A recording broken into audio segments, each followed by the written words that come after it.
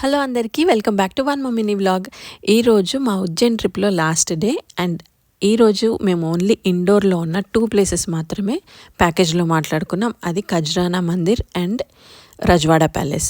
ఖజ్రానా గణేష్ మందిర్ చాలా famous temple. దీన్ని అహిల్యాబాయ్ హోల్కర్ 1735లో నిర్మించారు. ఔరంగజేబులు ఈ విగ్రహాన్ని ఎత్తుకెళ్ళడానికి ట్రై చేస్తున్నప్పుడు దాచిపెట్టి ఆ తర్వాత అహిల్యాబాయ్ హోల్కర్ టైంలో తను నిర్మించి ప్రతిష్టాపన చేశారు. నాకు మెయిన్గా ఈ టెంపుల్లో మహాలక్ష్మీదేవి అండ్ సంతోషిమాత విగ్రహాలు చాలా బాగా నచ్చాయి. అలా చూస్తూ ఉండిపోయాను అనమాట. అండ్ నెక్స్ట్ ఈ టెంపుల్ చాలా నీట్గా ఉంది అండ్ మస్ట్ విజిట్ టెంపుల్ అనమాట. ఖచ్చితంగా వెళ్ళి చూడండి. And next Rajwada palace Holkar వంశస్థులు 18th సెంచరీలో నిర్మించారు.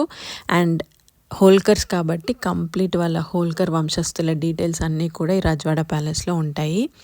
అండ్ ఎన్ని తరాలు వాళ్ళు పాలించారు, వాళ్ళు ఏమేమి సాధించారు, ఎన్ని యుద్ధాలు చేశారు, అన్ని డీటెయిల్స్ కూడా ఇక్కడ మనకు అవైలబుల్ ఉంటాయన్నమాట.